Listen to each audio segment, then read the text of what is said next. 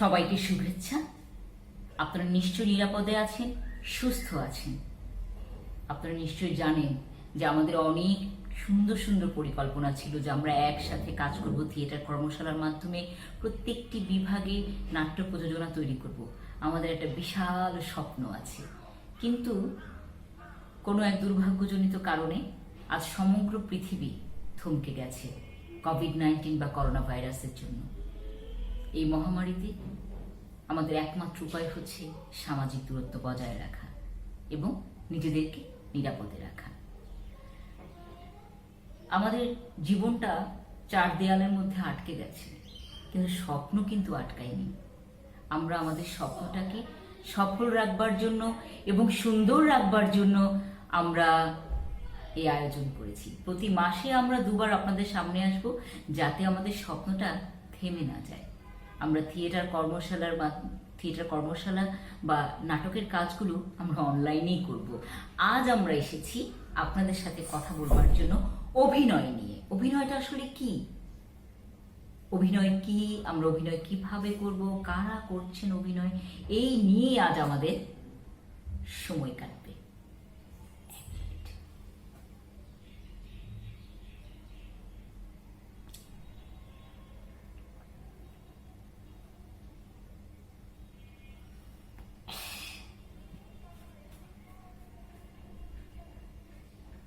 গলাটা শুকিয়ে গিয়েছিল, একটু পানি খেতে গেলাম, পানিটা পড়ে কাপড়টা ভিজে গেল। আসলে কি ভিজলো না, তো আমি পানি খেতে গিয়ে নিজে কল্পনা করলাম যে পানিটা পড়ে আমার কাপড়টা ভিজে গেল। আমি তো খাইনি, পানি খাবার ভঙ্গি করেছি। আপনাদের কি মনে আছে ছোটবেলায় আমরা নানা রকমের খেলা খেলতাম? কেউ হয়তো ছোটবেলায় আমরা ড্রাইভার হতে চেয়েছি, গাড়ি চালিয়েছে, হয়তো চেয়ারের হাতলকে গাড়ি ভেবেছি এবং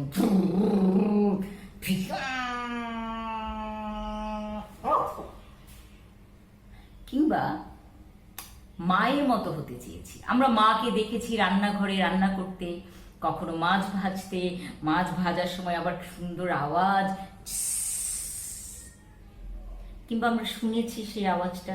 হয়তো ছোটবেলায় খেলেছি, আমরা মা হতে চেয়েছি, কখনো মায়ের ওড়না শাড়ির মতন করে নিজেই একটা কোনো কিছু ছাড়াই হয়তো একটা কাগজের টুকরাকে মাছ ভেবে ছেড়ে দিয়েছি, মা আমি মাছ রান্না করেছি, মাছটা খেয়ে দেখো। মা হয়তো আমাকে খুশি করবার জন্য দারুণ, খুব ভালো রান্না করেছো, খুব মজা হয়েছে, বাহ বেশ হয়েছে, তাই না? কত রকমের খেলা খেলেছি। এ কি শুধু খেলা, নাকি আমার স্বপ্ন যে আমার একটা গাড়ি থাকবে, আমি গাড়ি চালাবো, আমি মায়ের মতো বড় হব, তাই মায়ের বড় বড় জুতা পরতাম, আমার পা পুরোটা ঢুকিয়ে তারপরে খেলতাম, পড়ে যেতাম, তাই না? বাবার চশমাটা হয়তো চোখে দিতাম, কারণ বাবা হতে চাইতাম। এই যে নিজের ভিতরে আকাঙ্ক্ষা বা আমি বাস্তবে যা দেখেছি ঠিক সেটার অনুরূপ করা নিজের মতন করে, ঠিক অনুকরণ নয়, নকল নয়, অনুরূপ। অর্থাৎ আমি যেভাবে আমার মাকে দেখেছি, আমি যেভাবে দেখেছি, সেই আমার দেখাটাকে আমি আপনাদের সামনে উপস্থাপন করা বা মানুষের সামনে উপস্থাপন করা। অভিনয় হলো একটা সৃষ্টিশীল কাজ, একটা সৃষ্টিশীল খেলা, একটা একটা অনুরূপ দেওয়া, আপনার নিজের ভাবনাটাকে অভিব্যক্ত করা, প্রকাশ করা। অভিনয় নিয়ে অনেক অনেক কথা অনেকেই বলে গেছেন। ভরতমুনি বলে একজন ব্যক্তি ছিলেন, যিনি একটি বই লিখে, শাস্ত্রও লিখে গেছেন। সেই শাস্ত্রের মধ্যে আবার বলে গেছেন অভিনয় 4 প্রকার। এরকম অনেকেই অভিনয় নিয়ে অনেক রকমের কথা বলে গেছে। আমরা সেগুলো পড়ে নিব বা জেনে নিব, আমরা পরে এগুলো নিয়ে আরো অনেক বিস্তারিত আলোচনা করব। এটা মাথায় রাখতে হবে যে আমি কিভাবে দেখেছি। অর্থাৎ প্রত্যেকটা মানুষ সে তার নিজস্ব দৃষ্টিভঙ্গি থেকে দেখে, যে সে তার মাকে কেমন করে দেখেছে, কিংবা না দেখলে কিভাবে সে অনুধাবন করেছে। ধরেন আমি তো আমার মাকে, যদি জন্মান্ধ, তা আমি তো আমার মাকে কখনো দেখিনি, কিন্তু মায়ের রূপ নিজের কাছে একরকম আছে, তাই নয় কি? অর্থাৎ নিজস্ব ভাবনা। আমি হয়তো মায়ের গলা শুনিনি, কিন্তু মা আমার কাছে কেমন, আমার কাছে একরকম, আপনার কাছে আপনার মা একরকম, তাই না? আবার আপনার মায়ের, আপনার কাছে আপনার মা যেরকম, আমার কাছে হয়তো আপনার মা আরেক রকমের মা, তাই না? সো নিজস্ব দৃষ্টিভঙ্গি, অর্থাৎ নিজের দৃষ্টিভঙ্গি, নিজে কিভাবে দেখছি, ঠিক আপনি যেভাবে বাস্তবে যে চিত্রটিকে দেখেন সেইটাকে আপনি আপনার শরীর দিয়ে, বচন দিয়ে, আপনার পারিপার্শ্বিকতা দিয়ে, আপনার মন দিয়ে উপস্থাপন করেন। তাহলে 4টা জিনিস লাগলো আমার ক্ষেত্রে। প্রথমে আপনার শরীর, আপনি যখন মঞ্চে প্রবেশ করেন আপনি কে? আপনাকে আমরা প্রথম দেখি আপনার শরীর, অর্থাৎ আপনি আপনার শরীরটা নিয়ে আসেন। আমি একটা খাটো মানুষ, আমি একটা ছোটখাটো মানুষ, আমি শ্যামলা মানুষ, হ্যাঁ, আমি যখন মঞ্চে ঢুকি মানুষ তো আমাকে এটাই দেখতে পান, তাই না? আমি তো এরকমই, আমি তো এইরকম ভাবেই প্রবেশ করি। কিন্তু আমি যখন মঞ্চে প্রবেশ করি তখন তো আমি দোলা না, তখন আমি কে? আমি সেই চরিত্রটি, আমি কিছু একটা নিয়ে ঢুকি। তাহলে আমাকে দেখছেন, আপনি যখন মঞ্চে প্রবেশ করবেন আপনার এই শরীর, অর্থাৎ আপনার এই শরীর অন্য একটি চরিত্র, সেই শরীর সে একটি গল্প নিয়ে আসছে। সে কে, কোথা থেকে আসে, কিভাবে আসে, কি নিয়ে আসে, কেমন করে আসে, এই প্রশ্নগুলো নিয়ে আসে। যেমন ধরুন আমি আসলাম বাইরে থেকে, কোথা থেকে আসলাম,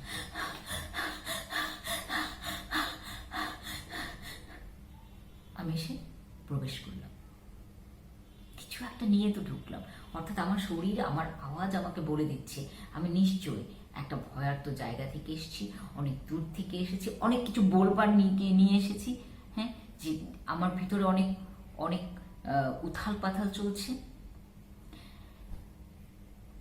এই শরীরটাকে আপনার প্রস্তুত করতে হবে।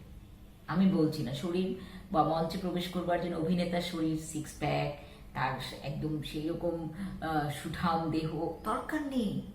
আপনি যেই রকম আছেন সেই শরীরটা নিয়েই প্রবেশ করবেন, কিন্তু শরীরের একটা ভাষা নিয়ে প্রবেশ করতে হবে। এই যে দেখুন আমি বলছি কিন্তু, এখানে আমি কি করেছি, আমার ভ্রুটাকে একটু উঁচু করেছি এবং একটি আঙ্গুল দিয়ে আমি বলেছি কিন্তু। এটাই হচ্ছে শরীরের ভাষা। আমি যদি এখানে কথা নাও বলতাম, আমি শুধু ভঙ্গিমা করতাম, তাহলেও কিন্তু মানুষ বুঝে যেত, তাই না, যে আমি কি বলতে চাচ্ছি বা আমি কি প্রকাশ করতে চাচ্ছি। এই শরীরের ভাষাটা অত্যন্ত গুরুত্বপূর্ণ। শরীর মানে আপনার মুখমণ্ডল, আপনার বুক, আপনার কোমর, আপনার পা, আপনার হাত, যে রকমই আছি না কেন সেটাই। আমার যদি একটা হাত না থাকতো তাহলে আমার একটা হাতই আছে, এটাই আমার শরীর, আমি এইভাবেই উপস্থাপিত হব। হ্যাঁ, আমার চোখ নাই কিন্তু আমার ভ্রু আছে, এটা দিয়েই আমি অভিনয় করব, এইটাই আমি অভিব্যক্ত করব। আমি জীবনে যেভাবে চলি, সেই কথা যেভাবে আমি জীবনযাপন দেখি, আমি যেভাবে বাস্তবতা দেখি, আমি সেভাবেই তো উপস্থাপন করব, কিন্তু সৃষ্টিশীলভাবে। বাস্তবের সাথে মঞ্চের একটু পার্থক্য আছে, যে কারণে আমাদের চর্চার প্রয়োজন হয় সেখানটায় কথা বলতে গেলে। সেই চর্চার পন্থাগুলো বলবার জন্যই কিন্তু আমাদের এই ক্লাস। যেমন ধরুন ভরতমুনি, আমি যে বলছিলাম যে উনি একটি বই লিখেছেন, উনি বলেছেন যে অভিনয় করতে 4টা প্রকার অভিনয়ের: আঙ্গিক, বাচিক, আহার্য, সাত্ত্বিক। আঙ্গিক অভিনয়কে অলরেডি আমরা কথা বলে ফেলেছি, যে শরীর আপনার শরীরটা যেই রকম আছে সেটা নিয়েই কথা বলতে হবে, সেটাকেই আপনার প্রস্তুত করতে হবে, শারীরিক একটা প্রস্তুতি আছে, তাই না? যেমন ধরুন আমরা কোথাও গেলাম ফর্মাল জায়গায়, আমরা কি করি, একটু বিয়ে বাড়িতে গেলে একটু সাজুগুজু করে যাই, কারণ কি নিজেকে প্রস্তুত করি। ঠিক অভিনয় একটা সৃষ্টিশীল কর্ম, এই জন্য আপনার শারীরিক একটা প্রস্তুতি আছে।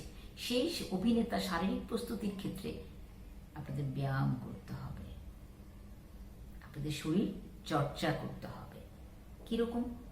এই যেমন ধরুন আপনার হাতটাকে একটু উপর উঠালেন, নামালেন, কিংবা আপনার কাঁধটাকে একটু ঘোরালেন, কিংবা আপনার ভ্রুটাকে একটু ঘোরালেন, আপনার গাল দুটোকে ধরে একটু নাড়ালেন, ঠোঁটটাকে নাড়ালেন, জিভটাকে নাড়ালেন, কানটাকে নাড়ালেন, মাথাটাকে একটু ডানে বামে নিচে উপরে, নানান রকমের চর্চা আছে যেগুলো আমরা পরবর্তীতে কথা বলবো।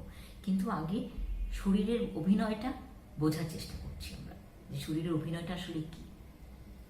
যেমন ধরুন আমি একজন বৃদ্ধ এখন, তাহলে বৃদ্ধ হলে আমার কি হবে, একজন বৃদ্ধের শরীরটা কেমন হয়, তাই না? সে হয়তো একটু বয়সের ভারে একটু নুয়ে যান, হ্যাঁ, কিংবা চোখ দুটো একটু ঝাপসা হয়ে যায়, কিংবা একটু গালগুলো ঝুলে আসে, তাই না? এই যে শরীরের পরিবর্তনটা আমি ঘটালাম, এটাই হচ্ছে শরীরের অভিনয়। যেমন ধরুন আমি পাখি হতে চাইলাম, তাহলে পাখি হতে, আমি তো পাখি না, আমার তো পাখির মতন ডানা নাই, তাহলে আমি শরীর দিয়ে যদি সেটা করতে চাই, তাহলে পাখি কিরকম, আমার কাছে পাখি কিরকম, পাখি মুক্ত, পাখির ডানা আছে, পাখির ডানা দিয়ে উড়ে, আমার হাতে দুটি হাত, যদি হাত নাও থাকে পাখি কিভাবে উড়ে, পাখি পৃথিবীটাকে দেখে, পাখি ওড়ে, পাখি স্বাধীন আমার কাছে। এই যে আমি শরীর দিয়ে নিজেকে উন্মুক্ত করার চেষ্টা করছি, নিজেকে উড়িয়ে দেবার চেষ্টা করছি, এইটাই আপনার শরীরের ভাষা। এবার আসি বচন বা বাচিক অভিনয়, বা আমি বলতে পারি ভয়েস অ্যাক্টিং। যিনি কথা বলেন বা যিনি কথার উপরই নির্ভরশীল, যিনি আওয়াজের উপর নির্ভরশীল, তার গলার চর্চা করতে হবে। বাচিক অভিনয়টা কেমন? আমি যেরকম করে কথা বলছি, কিন্তু আমি যদি একটি শিশুর অভিনয় করি, আমি কি এভাবে কথা বলবো না? তো আমি তখন এইভাবে কথা, মা তুমি কি রান্না করেছো?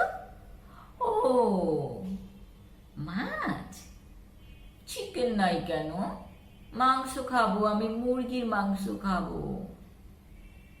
এই যে আমি একটা কথা বলার ভঙ্গিতে পরিবর্তন করলাম। আবার ধরুন আমি যদি পুরুষ চরিত্র অভিনয় করি বা ভীষণ রাগী, হয়তো এই কি হচ্ছে এখানে, কি রান্না করছো? মাছ, তুমি জানো না আমি মাছ খাই না, আমি মাংস খাবো।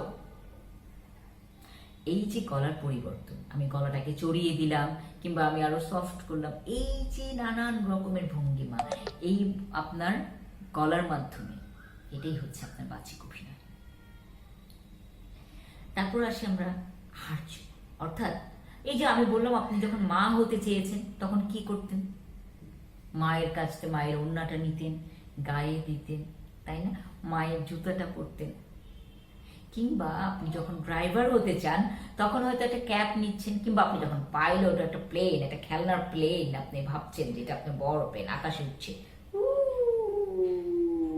তখন হয়তো আপনি একটা ক্যাপ পরে নিচ্ছেন, আপনি পাইলট হতে চাচ্ছেন, আপনি জানেন পাইলট, আপনি দেখেছেন টেলিভিশনে হোক বা সামনে হোক যে পাইলট ক্যাপ পরে, পাইলট ইউনিফর্ম পরে, তখন আপনি সেটা পরার চেষ্টা করছেন। কিংবা আপনি হয়তো ধরতে পেরেছেন যে আপনার বাবা চশমা পরে, আপনি হয়তো বাবার চশমাটা নিলেন, কিংবা বাবা হয়তো টাই পরে, কিংবা বাবা হয়তো পাঞ্জাবি পরে, আপনি বাবা হতে চেয়েছেন, হয়তো বাবার পাঞ্জাবিটাই আপনি নিয়েছেন হাতে।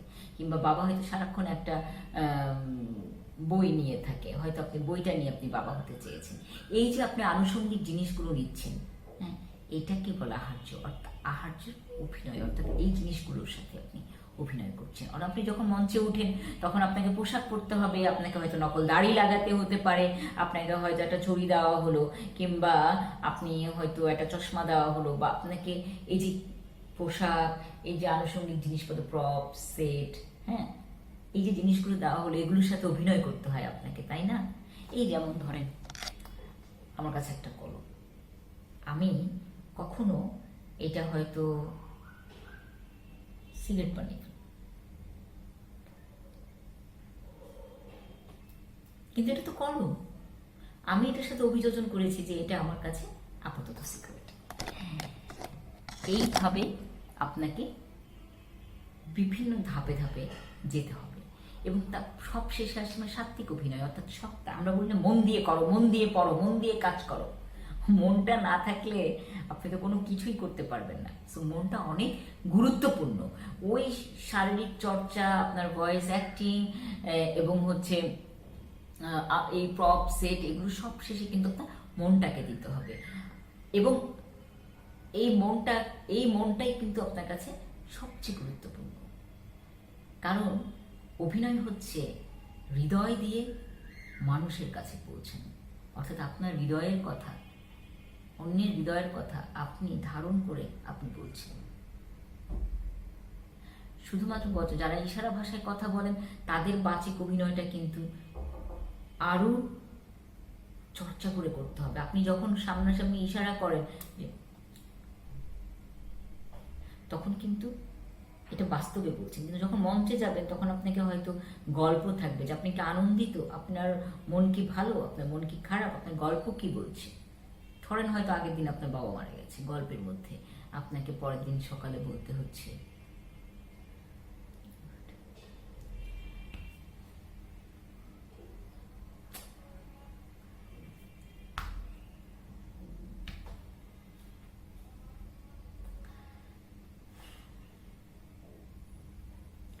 হয়তো কাল রাতে আমার বাবা মারা গেছে তাই আমার মনটা খারাপ, তো আমার গুড মর্নিং বলার মধ্যে পার্থক্য আছে, তাই না? সো এই যে ইশারা ভাষার অভিনয়, এটাও কিন্তু আপনাকে চর্চা করতে হবে যে মঞ্চে আমি কিভাবে যোগাযোগ করব, মঞ্চে আমার ইশারা ভাষাটা কেমন হবে, সেগুলো নিয়েও আমরা পরবর্তীতে কথা বলবো। আপনাদের জন্য বাসায় একটা বাড়ির কাজ দিব, বাসায় করার জন্য একটা কাজ দিব। আপনি আয়নার সামনে, যারা দেখতে পান তারা আয়নার সামনে দাঁড়িয়ে নিজেকে দেখবেন, আর যিনি দেখতে পান না তিনি নিজেকে স্পর্শ করবেন এবং নিজেকে ভাববেন আমি কে। নিজেকে নিয়ে 3টা লাইন নিজেকে নিয়ে বলবেন, লিখবেন ইশারা ভাষায়, নিজেকে নিয়ে ভাববেন। আজ এই পর্যন্ত। মনে থাকবে আজকে কি বলেছি, অভিনয়টা কি, অভিনয় 4 প্রকার নিয়ে কথা বলেছি, শরীরের ভাষা নিয়ে বিস্তারিত বলেছি, চেষ্টা করেছি বিস্তারিত বলবার, বাচিক অভিনয় নিয়ে বলেছি, বাচিক অভিনয়ের মধ্যে ইশারা ভাষাও কিন্তু পড়ে, এবং আহার্যত সেট, লাইট, প্রপস, এবং সব শেষে আপনার মন, সত্তা, অর্থাৎ সত্তা দিয়ে অভিনয় করা, মনটা দিয়ে কাজটা করতে হবে, মনটা দিয়ে অভিনয় করতে হবে, মন দিয়ে অনুধাবন করতে হবে। আমরা পরবর্তীতে আরও কথা বলবো এই নিয়ে। আপনারা কিন্তু যখন এই ভিডিওটা দেখবেন, সেটা কমেন্টের মাধ্যমে হোক কিংবা ইশারা ভাষা ভিডিওর মাধ্যমে হোক, কিংবা লিখতে না পারলেও ভয়েস রেকর্ড করে আমাদেরকে জানাবেন যে আপনারা আসলে আরও কি জানতে চান। আমরা এই মানে আজকের আলোচনা নিয়ে মাধ্যমে আপনি আরও কি কি জানতে চান এই সূত্র ধরে, কিংবা আরও কি আশা করেন, হ্যাঁ, সব কিছু নিয়ে বা আপনাদের কি সুবিধা হয়, সব কিছু নিয়ে আপনি আমাদেরকে জানাতে পারেন। আবার ইমেল অ্যাড্রেস দেওয়া থাকবে, চাইলে ইমেল করতেও পারবেন। ধন্যবাদ সবাইকে, সবাই ভালো থাকবেন। এখন একমাত্রই প্রার্থনা সবার সুস্থতা, সবার নিরাপত্তা। ভালো থাকবেন।